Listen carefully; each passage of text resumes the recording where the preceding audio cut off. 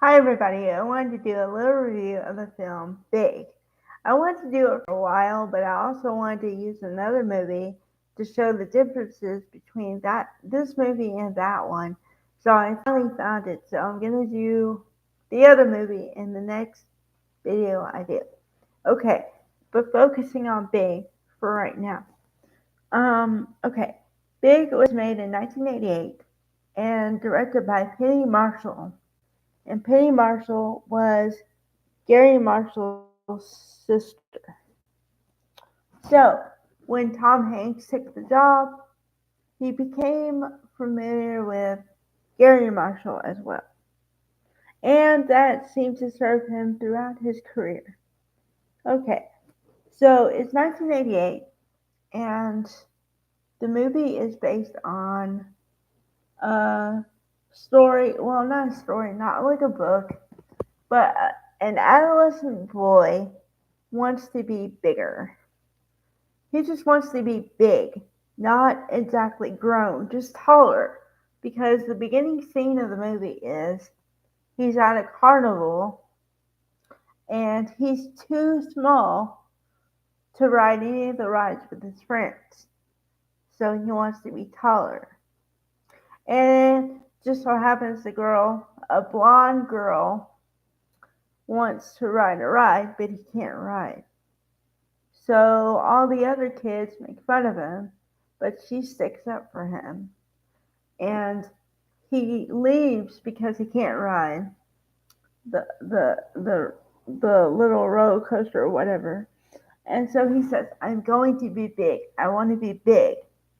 So he plays a machine where if you get the coin in the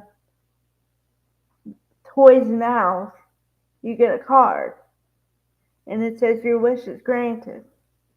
So you know, everybody thinks it's a piece of junk. The machine's a piece of junk. It's old, so it can't be true. Well, he wakes up and he's grown. He turns from the kid he was into Tom Hanks. Only Tom Hanks has to worry about his mother and freaking out his mother.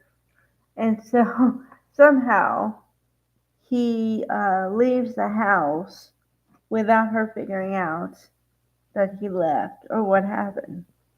Um, and she then it's treated as a missing kids case, missing children. So you remember when I was a kid. I remember kind of there was a missing kid on the side of the milk carton. Well, he was the missing kid on the side of the milk carton, and but he um, turns into an adult, so he has to have a job, right? But you have to fill out applications to get a job. So you have to give yourself a social security number and give yourself like achievements or like where you went to school, other jobs you had, for experience to get a job. Well, he fudges his way into a job as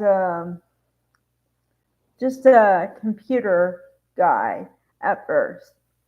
And then John Hurd, the wonderful late John Hurd, who was the dad on Home Alone, all the Home Alone movies. And also, he did some other stuff besides that. Um, he plays a guy who dislikes him, um, Josh, like horribly because Josh had the gall to ask, what is it? What does it mean? I don't get it. And he was asking from a pure curiosity standpoint. So, um, he says, "Well, why would someone want to play with a toy like that? You can make another toy that does this and that and the other thing." And he details everything, like it could crash bugs and it could destroy things, and. So he becomes the star of the meeting, and the guy is left in the dust, and his girlfriend, Susan, played by Elizabeth Perkins, has been with um, the jerk for years, okay? And she now starts to see that he is a jerk because it's all about me, me, me, me, me. How are you affecting me? How is your situation, your job affecting my job? And so they go to a party, and then also then you see the whole journey.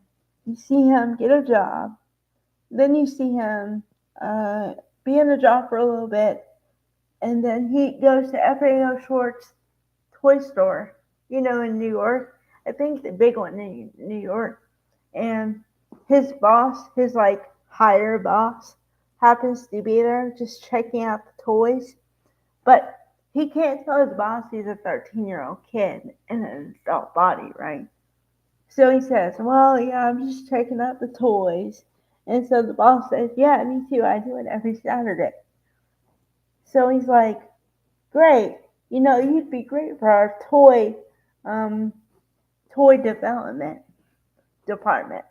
So then he gets himself into a job of toy tester, like toy tester. His job is to get all the toys and test them and see what he thinks. Would he play with it? You know, how would he market it? All the things, right?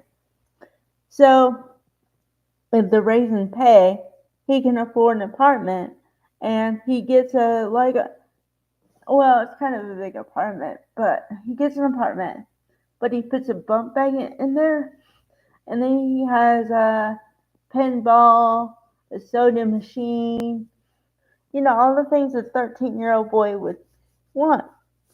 Okay, so then the big scene, well, besides the one in FAO Schwarz, and that's still my favorite scene because while he's talking to his boss, they play on a keyboard, but it's on the floor and it's huge. Okay, so they play just whatever. And then they decide they want to play chopsticks. And I mean, they play chopsticks like you're supposed to play it. So it's amazing. So the people who just happen to be in the store give them a big round of applause. And that has to be my favorite scene ever in a movie because the point of a good movie is to visualize yourself in the scene they're actually doing at the time. Okay. So then the other big scene is they go to a party. He has to go to a party. And he gets dressed and he rents the tux. And he's the one guy in white when everybody's in black tie, black and white and black tie. So everybody is looking at him. But the main boss doesn't care because, he showed up. So Susan, Elizabeth Perkins, is bored at this party. So they sneak out early. They get in a limo because they have limo service in case you're intoxicated so you don't have to drive. And he acts like a kid. He starts pushing all the buttons and everything. And she's like, why do you have to push all the buttons? And by the end of the limo, she's starting to act like a kid too. A little bit.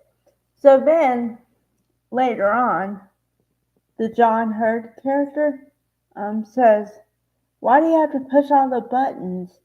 And she's like, it's fun.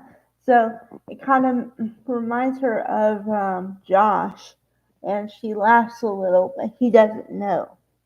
He just thinks she's being odd. So then it turns out that she breaks up with the guy, and she gets with Josh, but she does not know he's a teenager yet. Now, he reveals himself, he tells the truth, but she believes it's so far-fetched that she doesn't believe him, but he's telling the truth. Okay? And then, of course, the most heartbreaking scene is the last one because she realizes that he needs to go home because he's homesick. He wants to be a kid again. He wants to be with his friends. So I would say after the F.A. Schwartz keyboard scene would have to be that scene because you see this guy turn from a guy to a kid and how the clothes are way too big for him and the whole deal. So, okay. So in conclusion to this video, I would like to propose that someone should do a movie about 18 years in the future or something to see what happened to him after he came home. How does he deal with that part? And does he go back and look for Susan when he's 18, which would be 5 years later? But for movie's sake, let's say 10 years. So now he's 23. So does he go after her or what happens? And does he turn into a toy salesman or, a toy developer? I want to see what happens to him after. But, alright, bye guys.